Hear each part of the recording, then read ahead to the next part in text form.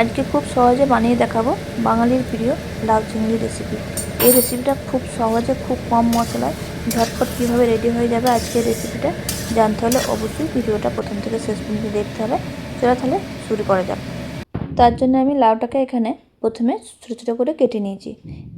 এখানে আমি কিছুটা আলু নিয়েছি, দুটো আলু, আর এখানে আমি নিয়ে নিয়েছি লাউগুলোকে দেখো ছোটো ছোটো করে কেটে নিয়েছি। আমি এখানে খুব বড় করে নিই। এবার আমি লাউটাকে কুকারের মধ্যে সিদ্ধ করে নেব। প্রথমে আমি এখানে লাউ আর আলুটাকে দিয়ে দিচ্ছি কুকারের মধ্যে। এরপর এখানে অল্প জল দিয়ে দেবো। আমি এখানে এটাকে কুকারে করে নিয়েছি, তোমরা যদি চাও তো কড়াইয়ে দিয়ে করে নিতে পারো। আমি এবার এর মধ্যে অল্প জল দিয়ে দিচ্ছি, যেহেতু লাউ বেশি জল লাগে না, তাই অল্প জল দিয়ে এটাকে আমি সিদ্ধ করে নেব। তার জন্য এখানে সামান্য পরিমাণ নুন আর হলুদ আমি এর মধ্যে দিয়ে দিচ্ছি। এরপর এখানে আমি দিয়ে দিচ্ছি হলুদ সামান্য পরিমাণ, আর আমি এখানে এবার দিয়ে দেবো নুন আর হলুদ দিয়ে এটাকে আমি বন্ধ করে, বেশিক্ষণ টাইম লাগবে না লাউ সিদ্ধ হতে, 2 থেকে 3 মিনিট মতো টাইম দিলে লাউটা এখানে সিদ্ধ হয়ে যাবে। দেখো আমি এখানে বসিয়ে দিয়েছি। এবার আমি কি করব, চিংড়ি মাছগুলোকে আমি এখানে ভালো করে ধুয়ে নিয়েছি। ধুয়ে নেওয়ার পর আমি আবার মাছটাকে ছোটো ছোটো করে কেটে নেবো। আমি এগুলোকে গোটা রাখিনি, তোমরা যদি চাও তো এখানে তোমরা মাছটাকে গোটা রাখতে পারো। তো দেখো মাছটাকে আমি এখানে ছোটো ছোটো করে কেটে নিয়েছি। এবার আমি যে লাউটা বসিয়েছিলাম সেটা সিদ্ধ হয়ে গেছে। এবার একটা বাটির মধ্যে লাউটাকে আমি এখানে আবার ঢেলে নিচ্ছি, ঢেলে ঠান্ডা করার জন্য রেখে দিচ্ছি। এইভাবে করে জলটা ঝরিয়ে নিলে কি হবে, এখানে খুব জলটা ঝরে যাবে এবং তাড়াতাড়ি ঠান্ডা হয়ে যাবে। এবার আমি কড়াইয়ে তেল দিয়ে দিচ্ছি। আমি এখানে সর্ষের তেল দিয়ে দিচ্ছি, এটা বেশি করে দিয়ে দিচ্ছি। চিংড়ি মাছটাকে ভেজে নেব, তারপর ওই তেলের মধ্যে রান্নাটা করে নেব। প্রথমেই আমি এখানে তেলের মধ্যে দিয়ে দিচ্ছি 1 চিমটি মতো নুন আর 1 চিমটি মতো হলুদ। নুন আর হলুদ দিয়ে মাছগুলোকে এখানে, চিংড়ি মাছগুলোকে এখানে 2 মিনিট টাইম নিয়ে লাল লাল করে ভেজে নেব।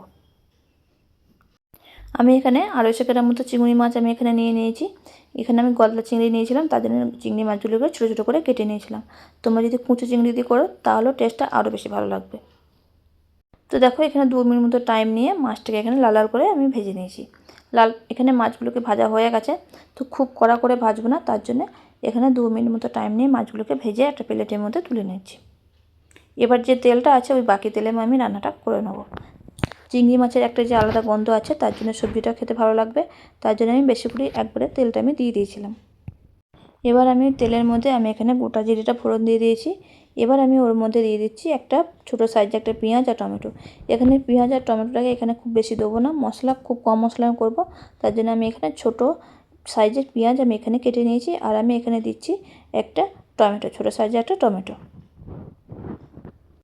এবার আমি পেঁয়াজের মধ্যে, যাতে পেঁয়াজটা তাড়াতাড়ি ভাজা হয়ে যায়, তার জন্য এখানে আমি 1 চিমটি মতো নুন আর হলুদ দিয়ে আমি এখানে পেঁয়াজটাকে নেড়ে নিচ্ছি। পেঁয়াজটা যতক্ষণ না পর্যন্ত লাল লাল করে ভাজা হবে ততক্ষণ পর্যন্ত পেঁয়াজটাকে আমি এখানে ভেজে নেব। দেখো 1 মিনিট মতো টাইম হয়ে গেছে, পেঁয়াজটা এখানে লাল লাল করে ভেজে নেওয়া হয়ে গেছে।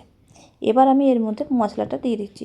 প্রথমেই দিয়ে দিচ্ছি রসুন বাটা বড় চামচে 1 চামচ মতো, আর আমি দিয়ে দিচ্ছি এখানে ধনে আর জিরে গুঁড়ো, আর আমি এখানে দিয়ে দেবো আদা বাটা, ধনে বাটা, রসুন বাটা, আর আমি এখানে দিয়ে দিচ্ছি জিরে গুঁড়ো আর ধনে গুঁড়ো। সব রকম মশলা এখানে দেওয়া হয়ে গেছে। এবার আমি এর মধ্যে দিয়ে দেবো হলুদ আর নুনটা যেহেতু পেঁয়াজের সঙ্গে দেওয়া আছে, তার জন্য এখানে আমি অল্প করে এখানে আমি নুনটা দিয়ে দেবো, নুন আর হলুদটা এখানে দিয়ে দেবো। এবার আমি এর মধ্যে দিয়ে দিচ্ছি হলুদ গুঁড়ো। এবার আমি এর মধ্যে দিয়ে দিলাম নুন। এবার আমি এর মধ্যে দিয়ে দিয়েছি লঙ্কা গুঁড়ো, 1/2 চামচ, সামান্য ঝালের জন্য আমি দিয়ে দিয়েছি এখানে লঙ্কা গুঁড়ো। মশলা দিয়ে মশলাটাকে একবার নেড়ে নিয়ে আমি এবার ওর মধ্যে সিদ্ধ করে রাখা লাউটাকে আমি দিয়ে দিয়েছি। লাউর মধ্যে যে জলটা ছিল, যে জলটা ঝরে গেছে, সেটা ফেলে দেবো না, সেটা আমি এখন রেখে দিয়েছি।